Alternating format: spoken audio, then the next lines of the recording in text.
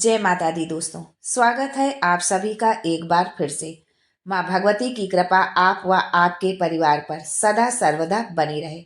दोस्तों, यदि आप अपनी सभ्यता, संस्कृति, तीज त्योहार, धार्मिक जानकारी, वास्तु एवं ज्योतिष संबंधित उपायों के बारे में जानना चाहते हैं तो चैनल को सब्सक्राइब जरूर करिएगा। दोस्तों, हिंदू धर्म में 33 करोड़ देवी देवता हैं और सभी देवी देवताओं की पूजा करने का नियम भी अलग होता है। ऐसा ही एक नियम है भोले बाबा की पूजा में। लोग अपनी मनोकामना की पूर्ति के लिए भगवान भोलेनाथ का ध्यान एवं पूजन करते हैं। अगर आप भगवान भोलेनाथ की पूजा पूरे विधि विधान के साथ करते हैं तो आपकी संपूर्ण मनोकामनाएं अतिशीघ्र पूरी हो जाती हैं। वैसे भी बोला ही जाता है कि बाबा भोलेनाथ बहुत ही भोले हैं और प्रसन्न होकर भक्तों की मुराद जरूर पूर्ण करते हैं। इसके साथ ही क्रोध का रूप भी धारण कर लेते हैं यदि आपसे कोई त्रुटि हो गई। वहीं अगर आप शिवलिंग के ऊपर ऐसी वस्तुओं को भी अर्पण कर देते हैं जो नहीं करना चाहिए तो इससे आपके जीवन पर नकारात्मक प्रभाव भी पड़ता है। दोस्तों, कई ऐसी चीज हैं जो भगवान शिव के शिवलिंग के ऊपर कभी भी अर्पण नहीं किया जाता है। उन्हीं चीजों में से कुछ चीजों के बारे में आज के वीडियो में हम आपको बताएंगे। साथ ही हम ये भी बताएंगे कि कौन से कार्य हमें भूल कर भी नहीं करने चाहिए भगवान भोलेनाथ की पूजा में। लेकिन ये सब जानने से पहले आपसे रिक्वेस्ट करती हूँ कि वीडियो को लाइक करिएगा, दोस्तों को शेयर कर दीजिएगा और अगर आपने अभी तक चैनल को सब्सक्राइब नहीं किया है तो चैनल को सब्सक्राइब करके बेल आइकन जरूर दबाइएगा। दोस्तों, शिव जी भोला भंडारी हैं, अति शीघ्र प्रसन्न होते हैं। हमारे गुरुजी प्रदीप मिश्रा जी कहते हैं कि एक लोटा जल सब समस्या का हल। अर्थात भगवान शिव मात्र एक लोटे जल से ही प्रसन्न हो जाते हैं और आपकी संपूर्ण मनोकामनाएं पूरी कर देते हैं। धन संपदा के भंडार आपके लिए खोल देते हैं। लेकिन भगवान शिव की पूजा करते समय कुछ विशेष बातों का ध्यान रखना भी जरूरी हो जाता है। भगवान शिव को प्रसन्न करने के लिए लोग पूजा करते वक्त कुछ भी शिवलिंग के ऊपर अर्पण कर देते हैं। भगवान भोलेनाथ जितने दयालु हैं उतना ही उनका क्रोध भी भयंकर है। यदि वो क्रोधित हो गए तो इससे आपके जीवन पर अशुभ प्रभाव भी पड़ सकता है। नंबर 1, केतकी का फूल। दोस्तों, भगवान शिव को सबसे ज्यादा कनेर का फूल प्रिय है, लेकिन केतकी का फूल ऐसा फूल है जो भगवान शिव के ऊपर कभी भी अर्पण नहीं करना चाहिए। वैसे तो भगवान शिव जी के ऊपर सफेद पुष्प अर्पण किया जाता है, लेकिन केतकी का फूल पूर्णतः वर्जित है। केतकी का फूल भूल कर भी भगवान शिव पर अर्पण नहीं करना चाहिए। ऐसा करने से भगवान शिव नाराज हो जाते हैं। इसलिए पूजा करते वक्त ध्यान रखें कि केतकी का फूल कभी भी ना अर्पण करें। दूसरी चीज है तुलसी का पत्ता। हिंदू धर्म में कोई भी पूजा तुलसी के बिना अधूरी मानी जाती है, लेकिन भगवान शिव के ऊपर भूल कर भी तुलसी का पत्ता अर्पण नहीं करना चाहिए।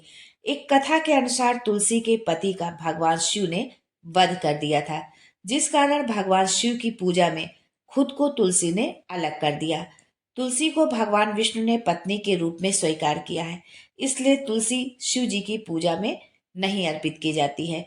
इसलिए यदि आप भूल से भी तुलसी दल शिवलिंग पर अर्पित करते हैं तो आपको उनके क्रोध का सामना भी करना पड़ सकता है।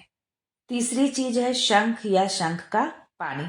भगवान शिव की पूजा में शंख का प्रयोग नहीं किया जाता है, क्योंकि शंख चूड़ नामक राक्षस का वध भगवान शिव ने ही किया था। इसलिए भगवान शिव के शिवलिंग के ऊपर शंख या शंख का पानी अर्पण नहीं करना चाहिए। इसके पीछे एक पौराणिक कथा मिलती है। कथा के अनुसार दैत्य चंद्रचूड़ से सभी देवी देवता परेशान थे। तब भगवान शिव ने त्रिशूल से उसका वध कर दिया और उसके शरीर जो है भस्म हो गया और उसी भस्म से शंख की उत्पत्ति हुई। इसलिए शंख या शंख का पानी भगवान शिव पर अर्पित नहीं करना चाहिए। चौथी चीज है टूटा हुआ चावल।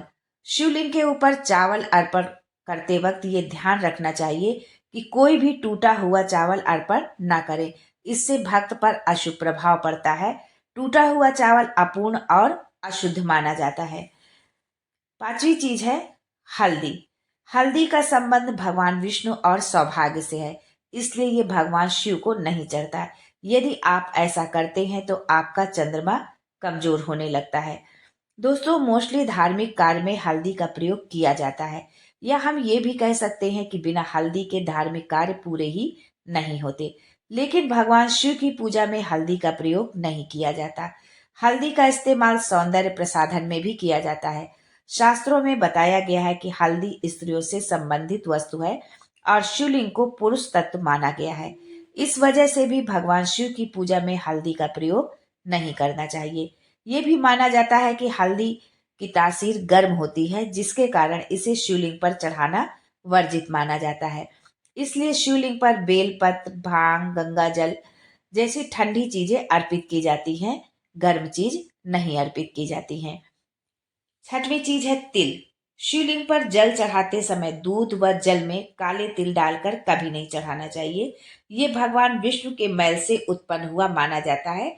यानी कि काले तिल की उत्पत्ति भगवान विष्णु के मैल से हुई है, इसलिए इसे भगवान शिव की पूजा में नहीं अर्पित करना चाहिए। आप गुड़ और तिल मिलाकर भगवान शिव को अर्पित कर सकती हैं, लेकिन जल में या दूध में तिल मिलाकर भगवान शिव को अर्पित नहीं करना है। सातवीं चीज है सिंदूर, कुमकुम व रोली। कुमकुम, सिंदूर व रोली से अन्य देवी देवताओं की पूजा तो आप कर सकते हैं, लेकिन महादेव की पूजा में इनका प्रयोग वर्जित बताया गया है। हल्दी की तरह इनमें भी स्त्री तत्व होता है। ये सब स्त्रियों के सौभाग्य का प्रतीक है।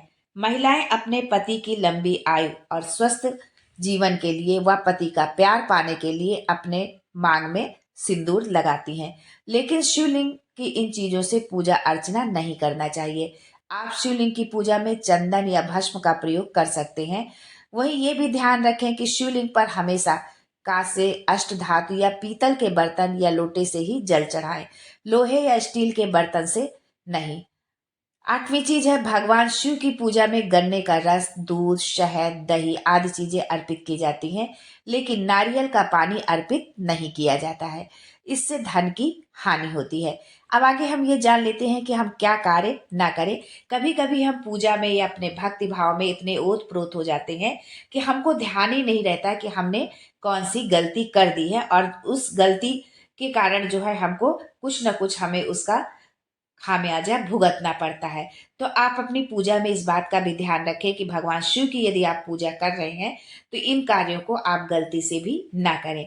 शिव जी की पूजा के दौरान शंख नहीं बजाया जाता है।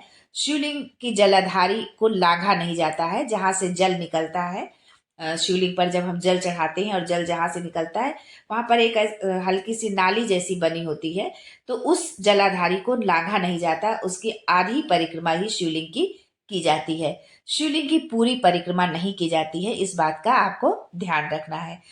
काले रंग के कपड़े पहनकर पूजा नहीं करनी चाहिए। किसी भी पूजा पाठ में, किसी भी देवी देवता के या किसी भी शुभ कार्य में काले वस्त्र धारण नहीं किए जाते हैं। इसलिए यदि आप भगवान शिव की पूजा कर रही हैं तो उसमें भी काले रंग के वस्त्र ना पहने। किसी प्रकार का नशा करके पूजा करना करें, क्योंकि जब हम पूजा करते हैं तो हमारा मन जो है पूर्ण रूपेण जो है सात्विक होना चाहिए, हमारे अंदर सात्विक विचारधारा होनी चाहिए। तो इसलिए हम किसी प्रकार का यदि हमने नशा कर लिया तो हमारे विचार जो है गलत हो जाएंगे और हमें ऐसी स्थिति में पूजा अर्चना नहीं करनी चाहिए। मांसाहार खाकर भी पूजा नहीं करना चाहिए, पूजा निषेध है। किसी भी देवी देवता की, भगवान शिव की ही नहीं, किसी भी देवी देवता की या कोई भी यदि आप धार्मिक अनुष्ठान कर रहे हैं तो मांसाहार आप बिल्कुल ना करें जो है।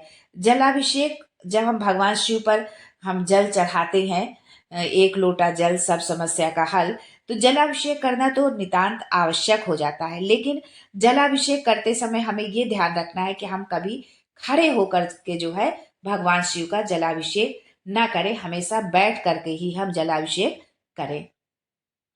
शिव पूजन में लाल रंग की किसी भी सामग्री का इस्तेमाल वर्जित होता है। लेकिन मुख्य रूप से लाल पुष्प जैसे गुड़हल के फूल का इस्तेमाल नहीं करना चाहिए। सफेद रंग के पुष्प चढ़ते हैं, लेकिन केतकी का पुष्प नहीं चढ़ता है, जो कि हम पहले बता चुके हैं। और लाल रंग में का पुष्प भी नहीं चढ़ता, चाहे गुलाब हो, गुड़हल हो, इस तरह का पुष्प भी नहीं भगवान शिव को अर्पित किया जाता है। कटे फटे बेलपत्र। बेलपत्र तो शिव जी को बहुत ही प्रिय है, अति प्रिय है, और इसे पूजा में चढ़ाने से शिव जी की भक्ति का फल भी हमें प्राप्त होता है। लेकिन कभी भी शिव जी को कटे फटे बेलपत्र नहीं चढ़ाना चाहिए। इसके अलावा बेलपत्र हमेशा 3 पत्तियों वाले ही चढ़ाने चाहिए। ये नहीं कि 1 पत्ती या 2 पत्ती है, कटा फटा नहीं है, 1-2 पत्ती है तो हमने चढ़ा दी है, ऐसा भी हमको नहीं करना है। कटा फटा भी ना हो और 3 पत्तों वाली बेलपत्री हो, ऐसी बेलपत्री को हमें शिवलिंग पर चढ़ाना चाहिए। दोस्तों, वीडियो अच्छा लगा हो तो कमेंट में जय भोलेनाथ जरूर लिखें। भोलेनाथ आपकी संपूर्ण मनोकामना पूरी करें। आज के लिए बस इतना ही। दोस्तों, मिलते हैं अगले वीडियो में एक नई जानकारी के साथ। तब तक के लिए हर हर महादेव।